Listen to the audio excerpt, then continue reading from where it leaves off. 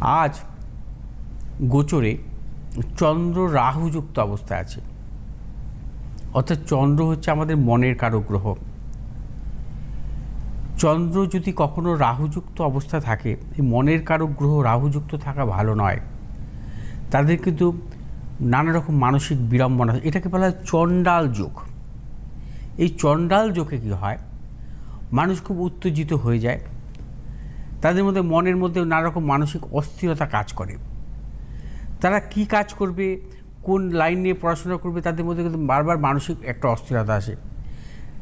মানে এই পড়াশোনার ক্ষেত্রে হতে পারে, কর্মজীবনের ক্ষেত্রে হতে পারে, ব্যবসার ক্ষেত্রে হতে পারে, নানা রকমভাবে কিন্তু তাদের মধ্যে কিন্তু মানসিক দিক থেকে কিন্তু তারা কিন্তু নানা রকমভাবে মানে সঠিক চিন্তাভাবনা তাদের মধ্যে থাকে না, অস্থিরতা থাকে, হঠাৎ হঠাৎ রেগে যাওয়া, বা আমরা যাকে বলি ওই যে মূলত যে বিশেষ করে যে কোনো মানুষকে বেফাঁস কথা বলা, এই চণ্ডাল দোষের জাতক জাতিকাদের মধ্যে দেখা যায়।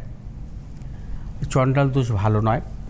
এবং তার পাশাপাশি আজকে আরেকটি যোগের সৃষ্টি হচ্ছে, সেটা হচ্ছে বুধ হচ্ছে আজকে কর্কট রাশির অশ্লেষা নক্ষত্র থাকবে। কর্কট রাশির অশ্লেষা নক্ষত্রে বুধ থাকা কিন্তু শুভ।